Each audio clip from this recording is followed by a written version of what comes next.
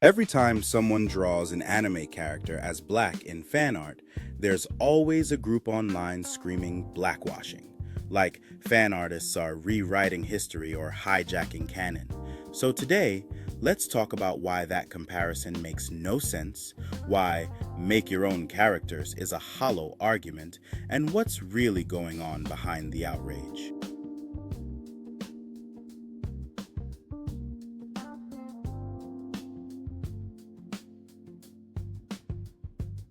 Let's slow this down, because this is where the entire blackwashing argument falls apart. Fan art is not official material. It's not published by the studio. It's not approved by the creators. It doesn't replace the source material. Fan art exists outside of canon. This is where people like Ranting for Vengeance fails to understand.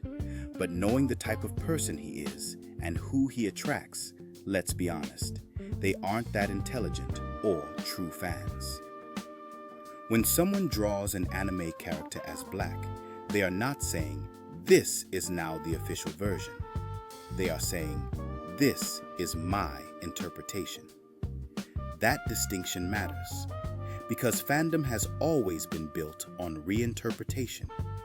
People redraw characters as older or younger, gender swapped, in different historical periods, in modern settings, as fantasy creatures, in different art styles. None of that is treated as an attack on canon. So why does the conversation suddenly change when race enters the picture? Here's the uncomfortable truth. Calling fan art blackwashing only works if you pretend fan artists have the same power as studios and publishers. They don't. A fan artist can't erase the original version, stop the official design from existing, replace the character in the actual story. The original character still exists exactly as they always have. Nothing has been taken away. And let's be honest, if fan art did have that kind of power, we'd be having very different conversations about shipping wars, alternate universes, and character redesigns. But we don't. Because everyone understands that fan art is expression, not authority. Unless the expression is black. That's why this isn't about protecting canon. It's about deciding who is allowed to imagine themselves into a story and who isn't.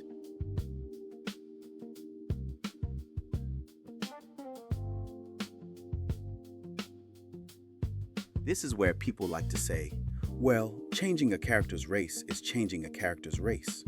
Or, well, what if we drew Black Panther white? It goes both ways. No, it doesn't. Because context and power matter. Whitewashing wasn't just about aesthetics. It was about control. For decades, whitewashing meant characters of color being rewritten as white, historical figures being misrepresented, stories from non-white cultures being filtered through white perspectives, Black, Asian, indigenous actors being shut out of roles written for them. And these decisions weren't made by fans online.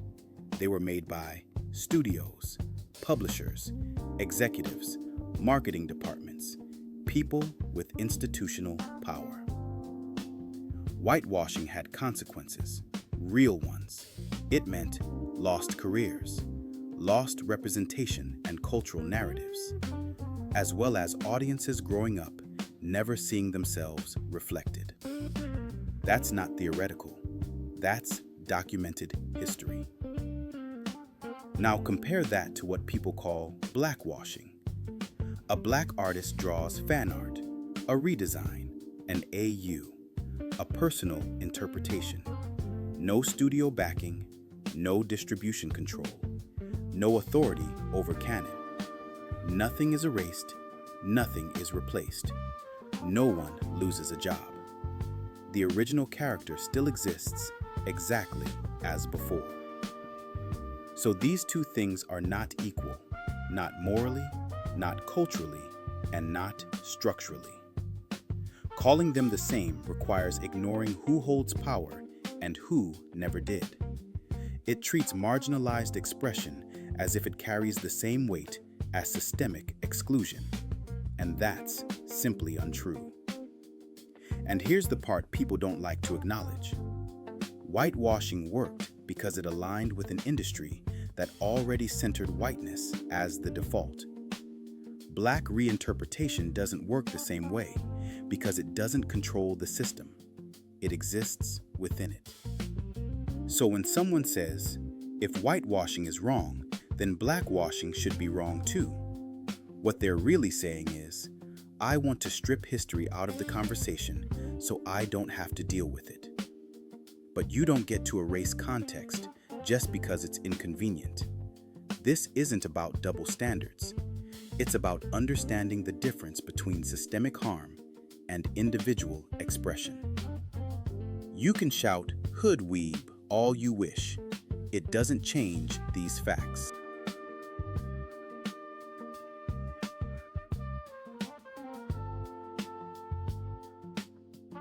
This is usually where the conversation shifts. When people can't argue canon anymore, they say, why don't they just make their own characters? On the surface, that sounds reasonable. But here's the problem. They already do. Black creators have been making original characters, comics, games, animations, and entire worlds for decades. So the real question isn't, why don't they exist? It's, why aren't they supported? Look at what actually happens when original Black characters are created. They're ignored. They're underpromoted. They're labeled niche. They're expected to succeed instantly or disappear. The same people yelling, make your own, rarely buy the books, watch the shows, share the art, fund the projects. So that demand isn't about creativity, it's about containment. Because fandom participation is allowed for everyone else. No one tells gender-bend artists to make new characters, AU creators to build a new franchise, Gothic, cyberpunk, or fantasy reimaginers to start from scratch. That rule only appears when race enters the conversation. And let's be honest about the double standard. White-centered franchises are allowed to fail, reboot, retcon, reinvent themselves for decades. Original Black IPs are expected to be perfect on arrival, represent everyone, be profitable immediately, carry cultural weight with no margin for error.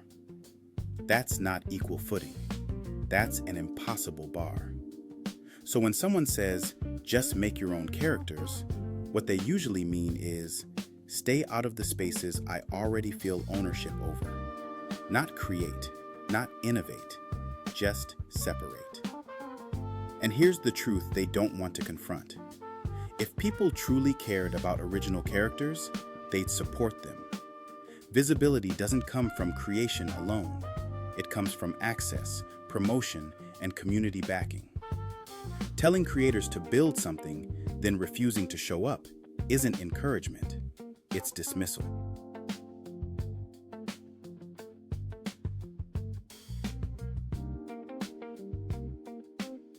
By this point, a pattern starts to emerge. Because if this were really about artistic integrity, if it were really about respecting canon, if it were really about supporting original characters, then the reaction wouldn't look like this. We'd see curiosity, we'd see discussion, we'd see support for new ideas. But that's not what happens. Instead, the backlash only appears when blackness enters the frame. Those are all accepted as creativity. But the moment a character is drawn black, suddenly it's a problem. That tells us this isn't about protecting stories. What's really being protected is a sense of ownership, an unspoken rule that says these characters are for everyone except you. And that's why the reaction is so aggressive. because reinterpretation by marginalized fans challenges the idea that certain spaces were never meant to include them. And here's the part people don't like admitting. Visibility feels like loss when you're used to exclusivity. Nothing is being taken away. The original characters still exist. The canon is untouched.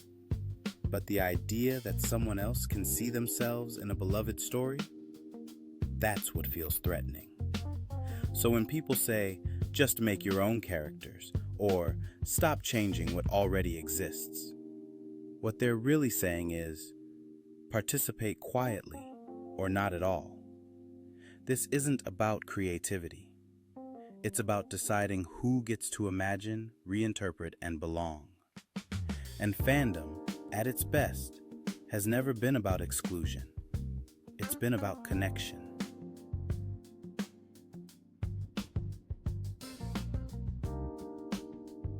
Now I want to talk about a specific type of video that always pops up in these conversations. The angry rant video.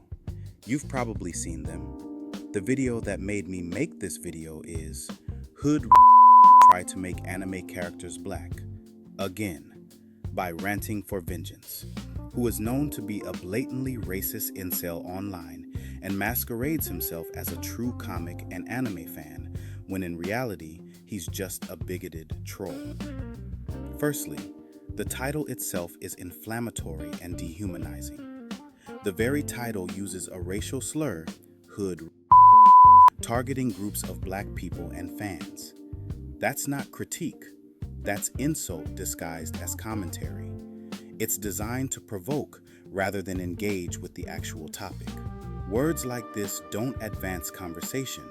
They weaponize stereotypes. They invite hostility instead of critical engagement. The premise assumes a group of people is doing something wrong just for reimagining characters. The video title suggests that making anime characters black is itself inherently absurd or wrong. But there's no real explanation of why this would be bad, only an assumption that the practice is inherently offensive. Reimagining characters in fan art is normal, and skin tone adjustments in fan content are a creative choice, not a threat to canon. Treating it as a problem without explaining any actual harm is pure opinion, not analysis. The creator has a pattern of hostile reactions to representation.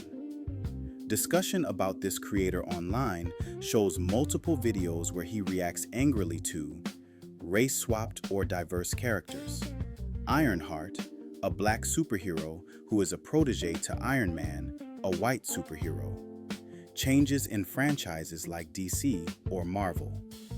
In at least one case, commenters say he used racist insults toward characters like Sam Wilson, also known as Falcon/Captain America from Marvel. Let's be honest about the platform. Videos like this thrive because anger drives engagement, conflict boosts visibility, comments become battlegrounds. The goal isn't to understand fandom. The goal is to keep people arguing. And black creators and fans become the convenient target.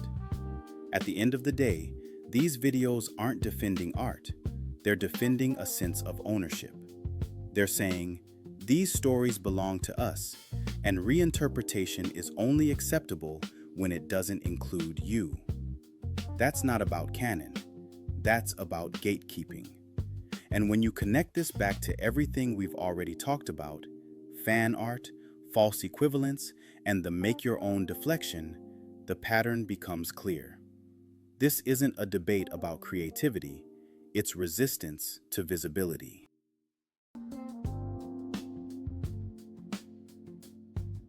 Fan art does not erase canon. Black reinterpretation is not institutional power, and make your own characters means nothing if you refuse to support them. People don't hate blackwashing, they hate visibility. If you enjoy fan art, support artists, especially indie and marginalized creators. If you care about originals, show up for them. And if you hear these arguments online, Now you know exactly why they don't hold up. Okay, black people don't care about this. Stop trying to put this on us like we care. I mean, you made Miracle look like shit, but we don't even care about that. Like, honestly, it's your pencils, your Photoshop, whatever app you use, that's on you, you know. It's the problem is you said, I fixed Miracle, like implying something was wrong with her at first. Nothing was wrong with her. You just made that post so you can get attention for your page and your ugly ass artwork. That's what that was. If you were doing it just to do it, black people wouldn't even know. We wouldn't even care if you did that. You guys are just pissed about the recent artwork of Okaroon and Momo that were done by, you know, a black person and they made them African American. You guys have not just started doing this. You guys have been doing stuff like that. You literally did the Black Panther and it went viral for years. I mean, this version of Black Panther, I mean, it doesn't really make sense, but you guys have been doing it for years and we couldn't say anything about it. Because it's you can do whatever you want with your artwork. Stop saying stuff like, oh, well, what if we were to do the same thing? You guys have been doing the same thing. You guys did it to Garnett. I mean, you guys did this to Garnett. Now, this is probably the worst Garnett's ever looked. Like, you guys always do it in response to try to make a black person upset. It's like, grow up. Let us enjoy the fandoms. If somebody decides to make a character black in their artwork, hey, let them enjoy their artwork.